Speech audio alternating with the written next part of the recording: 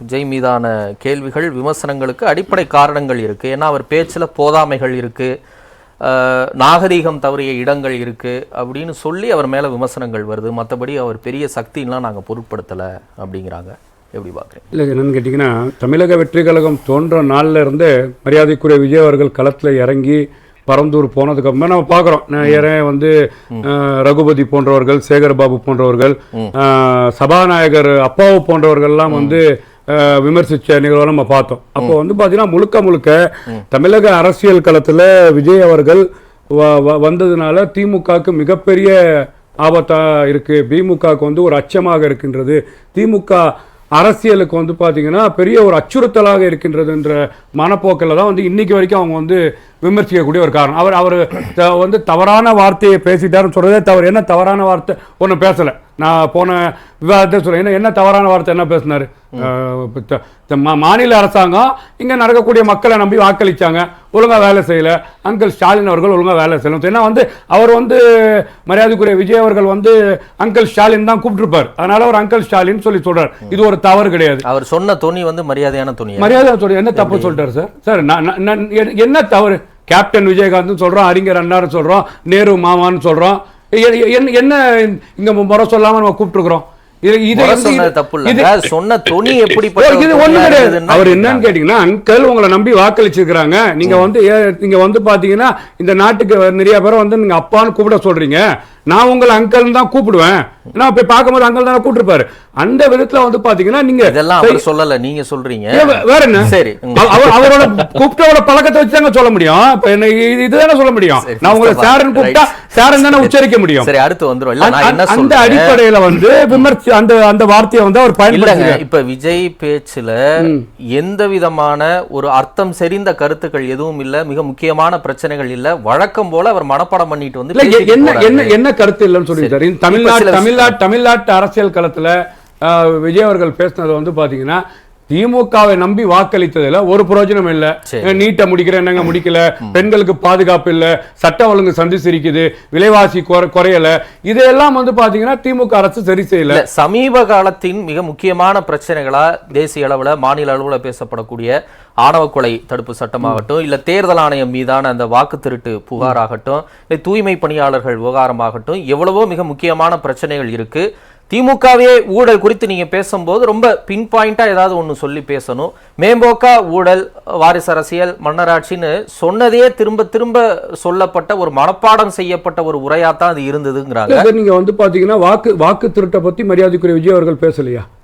ராகுல் காந்திக்கு வந்து தாக்குதல் நடக்கும் உரையிலன்னு சொல்லிக்க மாநாட்டுல நீங்க வந்து பாத்தீங்கன்னா மாநாட்டுல பேசக்கூடிய 40 விஷயத்துல இதெல்லாம் பேசணும் சொல்றதுக்கு நீங்க ஏன் சார் அவருக்கு வந்து பாத்தீங்கன்னா இதெல்லாம் பிரச்சனைகள் இல்ல, இதெல்லாம் பேசிருக்காரு சார். நீங்க சார் நான் கேக்குறேன், இந்த வாக்கு திருட்டு பத்தி பேசலையா? ஆவண கொலையை பத்தி தீர்மானம் போடலையா? தீர்மானம் போடலையா? வக்போர்டை பத்தி பேசலையா? பல விஷயங்களை பத்தி பேசிதானே இருக்கிறாரு. லாக்டவுன் மரணத்தை பத்தி பேசலையா? அஜித்குமார் வீட்டுக்கு போற எந்தெந்த இடத்துல போக முடியுமோ அந்த இடத்துல போறாரு. எந்தெந்த இடத்துல வந்து பாத்தீங்கன்னா கண்டிக்கணுமோ மத்திய அரசாங்கத்தையும் மாநில அரசாங்கத்தையும் கண்டிக்கிறாரு. நீங்க வந்து மாநாடுல லட்சம் மக்கள் வந்து பாத்தீங்கன்னா அவங்க மாநாடு ஒரு டைம் வந்து பாத்தீங்கன்னா ஒரு 4:30 மணி 5 மணி வச்சிருந்தாங்க. மக்கள் கஷ்டப்படுறத பார்த்து முன்னாடியே ஆரம்பிக்கிறாங்க. மக்கள் கஷ்டப்படுறாங்கன்னு இதெல்லாம் பேசாம தவிர்த்துட்டாங்க. நீங்க என்ன குறிப்பிட்ட நேரம் கூட பேசட்டும், என்ன பிரச்சனை இல்ல சார். இதெல்லாம் பேசணும்னு சொல்லி எதுக்கு திமுக சொல்லுதுன்னு கேக்குறேன். இதெல்லாம் வந்து பாத்தீங்கன்னா சொல்லலங்க, பல செயற்பாட்டாளர்கள் பத்திரிகையாளர்களுமே கேட்கிறது பிரச்சனை இல்ல சார். பேசியிருக்கிறாரு தமிழ் மண்ணுக்கும் தமிழ் மொழிக்கும் தமிழ் மக்களுக்கும் பாதிப்பு ஏற்படுதோ உடனடியாக மத்திய அரசாங்கம் இருந்தாலும் சரி மாநில அரசாங்கம் இருந்தாலும் சரி அன்னைக்கு டே ஒன்லயே அவர் கண்டிக்கிறாரு. மாநாட்டு உரையில ஏங்க பேசலன்னு மாநாட்டு உரை அதான் நீங்க கேக்குறீங்க. நீங்க மத்திய இந்த தமிழ்நாட்டில் இருக்கக்கூடிய மக்களுக்கு யார் பாதிப்பு பண்றா? மத்திய அரசாங்கம் பாதிப்பு உள்ளாக்குது, மாநில அரசாங்கம் பாதிப்பு உள்ளாக்குது. நீங்க 2 பேரும் நம்பிதானே வாக்களிச்சாங்க. 2 பேரும் சரியில்லைங்க. 2 பேரும் பாத்தீங்கன்னா மறைமுக கூட்டணி வைத்துக் கொண்டு அவங்க வந்து எடப்பாடி பழனிசாமி நேர்முக கூட்டணி வைத்துக் கொண்டு உங்களை ஏமாத்துறாங்க. இது வந்து பாத்தீங்கன்னா திமுக அரசாங்கம் கரப்ஷன்லயும் குடும்ப அரசியலையும் இத முஸ்தபா பேசிடுவாரு. தாவேகாவினுடைய 3ஆம் கட்ட செய்தி தொடர்பாளர்கள் பேசிடுவாங்க, 3ஆம் கட்ட பிரதானமா பேசணும். விஜய் பேசும்போது அவர் மேல இருக்கக்கூடிய எதிர்பார்ப்பு என்ன, அவர் இந்த விஷயங்கள் பேசுவாரு, இது குறித்து ஏதாவது அட்ரஸ் பண்ணுவாரு, இன்னும் பின் பாயிண்டா ஏதாவது பேசுவாருங்கிற ஒரு எதிர்பார்ப்பு இயல்பா இருக்குல்ல. அந்த எதிர்பார்ப்புல பலருக்கும் வந்து என்ன இதெல்லாம் இல்ல, ஒரு போதாமையா இருக்கு இந்த உரையில அப்படின்னு கேட்கதானே செய்வாங்க. நான் கேட்கிறேன், இப்ப என்ன தேவையோ, என்ன அந்த நேரத்துக்கான பேச முடியுமோ, என்ன ஆக்கப்பூர்வமான தமிழக அரசாங்கம் மக்களுக்கு தீங்கு விளைவிக்குதோ, மத்திய அரசாங்கம் என்ன தீங்கு அதை வந்து அந்த இடத்துல வந்து கொடுத்த நேரத்துல அவர் எடுத்துக்கலாங்க. நீங்க ஒண்ணு பாத்தீங்கன்னா சார், மக்கள் வந்து பாத்தீங்கன்னா முதல் நாள் நைட்ல இருந்து இருக்கிறாங்க. அப்போ வந்து அவர் என்ன நினைச்சிருக்கலாம், இந்த பேச்சை சுருக்கி இருக்கலாம், இந்த பேச்சை கம்மி பண்ணிருக்கலாம், இந்த நேரத்துல நம்ம வந்து சொல்லக்கூடிய விஷயத்தை சொல்லிருக்கலாம் முடிவு பண்ணி பேசிருக்கிறார். நான் திருப்பி கேட்கிறேன், இதெல்லாம் அவர் பேசாத விஷயம் இருந்தா பரவாயில்ல, நீங்க சொல்லக்கூடிய விஷயம் ஏற்கனவே கண்டனம் தெரிவிச்சிருக்கிறாரு, இதையே பேசணும் நீங்க எதிர்பார்க்கறீங்க? எதிர்பார்க்கக்கூடிய அவசியம் என்ன இருக்கின்ற அதான் பேசிட்டார்ல.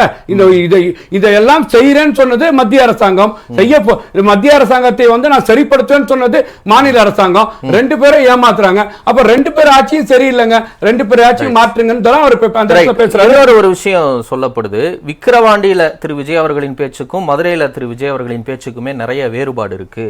விக்கிரவாண்டியில அவர் பேசும்போது டீசன்ட் அட்டாக், டீசன்ட் அப்ரோச், மாண்புமிகு முதலமைச்சர் திரு மு க ஸ்டாலின் அவர்களே, இப்படித்தான் நாங்க பேசுவோம், இப்படித்தான் எங்க விமர்சனங்கள் இருக்கும்னாரு. அது அப்படியே முற்று முழுதா தலைகீழுதா மாறி ஸ்டாலின் அங்கிள் அப்படின்னு பேசுறது, ஜி அப்படின்னு சொல்லி பேசுறது, இன்னும் அவர் கலோக்கியலா பல வார்த்தைகள் பயன்படுத்துறது, ஏன் இப்படியான ஒரு மாற்றம் நடந்திருக்கு விஜய் கிட்ட? நீங்க என்னன்னு கேட்டீங்கன்னா, நாங்க வந்து டீசன்ட் அரசியல் பேசுவோம் தான் முதல் மாநாட்டில் சொன்னேன். நீ பார்த்த ரெண்டுமே நீங்க கம்பேரிசன் பண்ணி நிறைய சோசியல் மீடியால போயிட்டு இருந்தது. நான் இந்த மாநாட்டில் இப்போ முதல் நடக்கக்கூடிய மாநாட்டில் மோடிஜி தமிழ்நாட்டுக்கு அலர்ஜின்னு பேசலாம் செஞ்சாரு. நீங்க என்ன தவறா பேசிட்டாரு நான் கேக்குறேன். எனக்கு அவர் பேசினதுல ஒரு தவறும் இல்லை, ஒரு சர்ச்சையும் இல்லை. என் கேள்வியை தெளிவா புரிஞ்சுக்கங்க. இல்ல நான் தவறுன்னு சொல்லல. முதல் மாநாட்டுல மாண்புமிகுன்னு சொல்லி திருன்னு சொல்லி மரியாதையா வெளித்த திரு விஜய் அவர்கள் ஏன் 2வது மாநாட்டுல அங்கிள் நோ, ஜி நோ, இல்ல பல ரொம்ப ரசிகர்கள் ரொம்ப நெருக்கமான ஒரு மொழியில ஏன் இப்படி ஒரு மாற்றம் நடந்திருக்கு, என்ன காரணம்? முதலமைச்சர் சொல்றாரு சார், எங்களை முதலமைச்சர்னு கூப்பிடாதீங்க, என்னை தமிழ்நாட்டு முதலமைச்சர் கூப்பிடாதீங்க, திமுக தலைவர்னு கூப்பிடாதீங்க, அப்பான்னு கூப்பிடுங்க அவர் முறை சொல்லி கொடுக்கிறாரு சார். இவர் சொல்லக்கூடிய ஸ்டைல்ல அங்கிள்னு கூப்பிடுறாரு சார். இந்த முதலமைச்சர் சொல்லவரை, மாண்புமிகுன்னு சொன்னவரை, தமிழ்நாட்டோட திமுக தலைவர் சொன்னவரை யாரு மாத்தி சொல்ல சொல்லிருக்கா? எங்க திமுக தலைமையே சொல்ல சொல்லிருக்கு சார், என்னை அப்பான்னு கூப்பிடுங்க, என்னை அப்பான்னு கூப்பிடுங்கன்னு. அப்போ அந்த மாநாட்டில் மாண்புமிகு முதலமைச்சர் கூப்பிட்டாரு, தமிழ்நாட்டு மக்கள் அப்பான்னு கூப்பிட சொல்றாங்க. எனக்கு அவர் அங்கிள் அங்கிள்னு கூப்பிடுற என்ன தப்பு இருக்கு? இதை சொல்லி கொடுத்தது யாரு? இதுல வந்து பாத்தீங்கன்னா மரியாதை குறைத்தராக, அவரை சர்ச்சைக்குரிய பேச்சாக இதுல எந்த இடத்துல எடுத்துக்கொள்ள முடியலன்னு தான் நான் சொல்றேன். இது அந்த மாதிரி பாக்க இத கத்து கொடுத்ததே திமுக தானே பார்க்க வரேன். இன்னும் கேக்குறேன், இதோட ஆபாசமா திமுக பொன்முடி பேசினாரு, அதுக்கு என்ன சொன்னீங்க? இதோட ஆபாசமா எடப்பாடி பழனிசாமியை ராசா பேசினாரு, சிவாஜி கிருஷ்ணமூர்த்தி பேசுறாரு, குஷ்பு சைதை சாதிக் பேசுறாரு. இப்ப ஆபாச பேச்சாளர் வச்சு பேசக்கூடிய இடத்துல இருக்கிறீங்க. அந்த வார்த்தையோட அங்கிள் ஜீன் சொல்றது ஒரு ஆபாசமான பேச்சா? இதுக்கு எதுக்கு இவ்வளவு ஒரு எதிர்வினை, எதுக்கு பயம், எதுக்கு அச்சம், எது நடக்கும்? அப்போ வந்து அரசியல் ரீதியாக பயப்படுறீங்களா, அவர் சொன்ன வார்த்தைக்காக பயப்படுறீங்களா? நீங்க தான் முடிவு பண்ணணும். ரைட். என்னன்னு கேட்டீங்கன்னா, கண்டிப்பாக தமிழக வெற்றி கழகம் தொடர்ச்சியாக அவருக்கான தமிழ்நாட்டு மக்களுக்காக இருக்கக்கூடிய எதிரான நிகழ்வுகளை பேசிட்டு தான் இருக்கிறாங்க. அது மறுக்க முடியாத விஷயம் கிடையாது. இன்னைக்கு இடி முழக்கமா இருக்க போது வருங்காலத்தில் போர் முழக்கமா மாற போறேன்னு அவரே சொல்றாரு. நான் மக்களை சந்திக்க போறேன், மக்கள்கிட்ட நீதி கேட்க போறேன்னு சொல்லி. சரி, படிக்க வேணான்னு சொன்ன சனாதான ஆரியர்கள்லாம் வந்து பாத்தீங்கன்னா இன்னைக்கு வந்து நீட்டை கொண்டு வந்து பிள்ளைங்களை படிக்க விடாம ஆக்குறாங்க, பெண்களை படிக்க விடாம ஆக்குறாங்க. நீட்டே வேணான்னு பேசுறாரு சார், அவரோட கொள்கையை பேசுறாரு சார், ஈழத்தமிழருக்காக பேசுறாரு சார், ஜல்லிக்கட்டுக்காக பேசினார் சார், தூத்துக்குடி துப்பாக்கி சூடாக பேசினார் சார், லேப்டாப்ல அஜித் மறந்தவர் பேசினார் சார். இன்னைக்கு வந்து பாத்தீங்கன்னா இதெல்லாம் பேசாத ஒரு அரசியல் தலைவர் தமிழ்நாட்டில் யாராவது அவர் பேசியிருக்காருல்ல? இதெல்லாம் பேசாத அரசியல் தலைவர் யாராவது ஒருத்தர் சொல்லி பேசிட்டு திமுக வாக்களிச்சாங்க, செய்யலையே. பேசிட்டு அதிமுக செய்யலையே. மரியாதைக்குரிய இதே மாதிரி எல்லா தலைவர்களும் பேசுறாங்கல்ல, விஜய் மட்டும் எப்படி நம்புவாங்க? ரெண்டு பேருக்குமே வாய்ப்பு கொடுத்துட்டாங்க சார் இந்த நாட்டு மக்கள். 2 பேர் தான் இருக்கிறாங்களா? திமுக அதிமுக தவிர மற்ற எல்லா கட்சி தலைவர்களும் விஜய் பேசுறத பேசிட்டு தான் இருக்காங்க. எப்படி விஜய் மட்டும் நம்புவாங்க? தமிழ்நாட்டு மக்களும் அவங்களுக்கு இப்ப திமுக இருக்கக்கூடிய நீங்க சொல்லக்கூடியவர்கள் திமுக கூட்டணியில போய் நிக்கிறாங்க. களத்துல யார் நிக்கிறா? அண்ணா திமுக நிக்குது.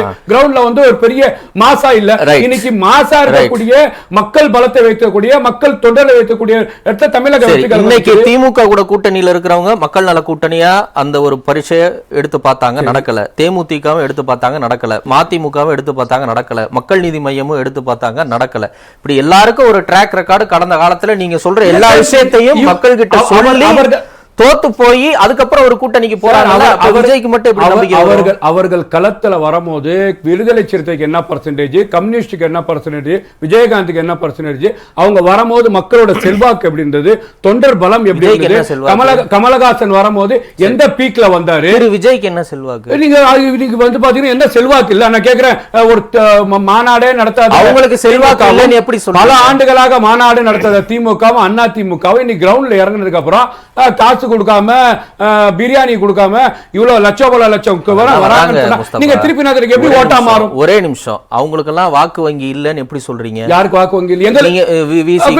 விஜய் அவர்கள் கூட்டம் வாக்கு வங்கியா இல்ல நீ எப்படி சொல்றீங்க? இருங்க, அவங்களுக்கு எல்லாம் வாக்கு வங்கி இல்லன்னு எலெக்ஷன் ரிசல்ட் வந்து அந்த டேட்டா பார்த்து தானே சொல்றீங்க. எலெக்ஷன் நடக்கலங்க. தமிழக வெற்றி கழகம் வந்ததுக்கு அப்புறம் 2026 சட்டமன்றத்தில் வரப்போகுது. நான் என்ன சொல்ல வரேன்னு புரிஞ்சுக்க. சொல்லுங்க. விசிகாவுக்கோ இல்ல மக்கள் நீதி மையத்துக்கோ மற்ற கட்சிகளுக்கோ அவ்வளவு பலம் இல்ல அப்படிங்கிறது வாக்கு வங்கி இல்லங்கிறீங்க. அந்த வாக்கு வங்கி இல்லங்கிறது எலெக்ஷன் ரிசல்ட்ஸ்ல அந்த முடிவுகள்ல இருந்து சொல்ல வர்றீங்க.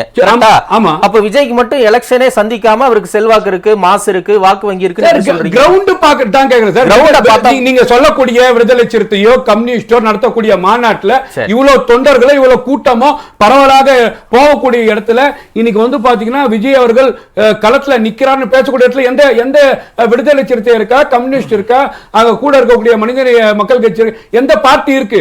ஆனா தமிழக வெற்றி கழகம் களத்துல தொண்டர் பலத்தை வச்சிருக்காங்க. அவங்க கூப்பிட்டா வராங்க. நீங்க என்ன கேப்பீங்க? 4 லட்சம் பேர் 6 லட்சம் பேர் அவர் சொன்ன மாதிரி 15 லட்சம் பேர் வந்தா இது எப்படி ஓட்டா மாறும்? மறுநாள் முதல் நாள் நைட் வரான், காலையில வந்து பாக்குறான், அவர் பேச்சை கேட்கிறான், அந்த தமிழக வெற்றி கழகத்துல வந்து உறுப்பினரா இருக்கிறான். எலெக்ஷன் நாள் 6 மணிக்கு ஓட்டு போட மாட்டானா? என்ன சார் பேச்சு? என்ன சொல்ல வரீங்க? உதயநிதி போனா கூட்டம் போட்டா அது வந்து பாத்தீங்கன்னா ரசிகர் கூட்டம் கிடையாது. ஆனா விஜய் அவர்கள் களத்துல வந்தா இது வந்து ரசிகர் கூட்டம். இது நீங்க திமுகவுக்கு சொல்றீங்கன்னு எடுத்துக்கிறேன். ஒரே நிமிஷம் நான் கேட்கிறேன், தவறா எடுத்துக்க, நான் யாரையும் குறைச்சு சொல்லல. இதே மாதிரி கூட்டம், இதை விட மிக அதிகமான கூட்டம் 2011 வடிவேலு பிரச்சாரம் செய்யும் போது தமிழ்நாடு முழுக்க கூடியது. மிகப்பெரிய அளவுக்கு கூடியது. நீங்க அதிகமான கூட்டம் எனக்கு தெரியும். அப்ப யார் கூட்டம் யாரும் கூட்டல வந்தாங்க. அது கூட்டுனாங்க பாருங்க. ஒரு நிமிஷம் இருங்க. ஒரு கார்ப்பரேட் கம்பெனி கூட்டிச்சு, ஒரு இயக்கம் கூட்டிச்சு, அவர் ஒரு இயக்கம் அவரை பேச வச்சிச்சு. சரி, அது அதெல்லாம் தெரியும். அப்ப யார் முஸ்தபா வடிவேல கூப்பிட்டு ஒரு நிமிஷம் இருங்க. சார் நான் கேக்குறேன், வடிவேல் யாருக்காக பேச வந்தார்? இருங்க, திமுகவுக்கு பேச வந்தார். அப்ப திமுக பேச வந்து யார் தோத்தாங்கல்ல? யாரங்க பிரியாணி கொடுத்திருப்பா? யார் காசு கொடுத்திருப்பாங்க? அவர் வாகனத்துல பிரச்சாரம் போடும்போது வந்த கூட்டத்தை சொல்றேன் முஸ்தபா, என்னை தெளிவா பேச விடுங்க. வடிவேலையோ விஜயோ நான் குறைச்சு மதிப்பிடல. விஜயோ நான் குறைச்சு மதிப்பிடல. நீங்க வந்து கம்பேரிசன் பண்றது இல்ல, நான் அப்படி சொல்ல வரல. நான் வந்து நீங்க குறைத்து மதிப்பிடல இருக்கீங்க. விஜய வந்து பயன்படுத்திட்டு இருக்கீங்க. இருங்க முஸ்தபா, நீங்க ஒரு கன்வின்சிங்கா ஒரு ஆன்சரை கொடுங்க. நீங்க என்ன சொல்ல வரீங்க? நாட்டுக்கு வந்து முதலமைச்சர் சொல்லி கருத்தா நின்னாரா? வடிவேல் ஒரு இயக்கத்தை ஆரம்பிச்சாரா? வடிவேல் நான் வந்து பாத்தீங்கன்னா இந்த இவ்வளவு எமோஷன் ஆக வேண்டிய அவசியம் இல்ல சார். நீங்க வந்து எதை வந்து கற்பிக்க போறீங்க? விஜய் அவர்கள் மீது என்ன நெகட்டிவ் செட் பண்ண பாக்குறீங்க? இருங்க ஒரு நிமிஷம். என்ன உங்களோட கூற்று என்ன? இப்போ என்ன உங்க மனசுல பேச முடியாது. நான் பேச உங்க மனசுல நான் பேச முடியாது. நான் பேசட்டுமா? இருங்க, நீங்க கேக்குறதுக்கு பதில் சொல்லலையா? நான் கேக்குறேன், வடிவேல் பேச விடுங்க. விஜய் எப்படி நீங்க கம்பேர் பண்றீங்க? நான் கேக்குறேன். கட்டுக்கு பேசிட்டு இருக்கீங்களா? கொஞ்சம் அமைதியா இருங்க. முஸ்தபா ஒரு நிமிஷம். ஒரு நிமிஷம் இருங்க. இந்த விமர்சனத்தை நீங்க இதுக்கு முன்னாடி எதிர்கொண்டதே இல்லையா? வடிவேலு கூடாத கூட்டம் விஜய்க்கு வந்துருமான்ற கேள்வி நீங்க எதிர்கொண்டதே இல்லையா? வடிவேல் ஒரு தலைவரே சொன்னாங்க, வடிவேல் ஒரு முதலமைச்சர் கூட்டம் தான் பிரச்சனை. முஸ்தபா, நீங்க எதுக்கு இவ்வளவு ஆதங்கப்படுறீங்கன்னு எனக்கு தெரியல. கன்வின்சிங்கா பதில சொல்லுங்க. வடிவேலுக்கு யார் கூட்டத்தை கூட்டினா அதை சொல்லுங்க. நீங்க வடிவேலுக்கு திமுக கூட்டிச்சு. ரைட், நன்றி.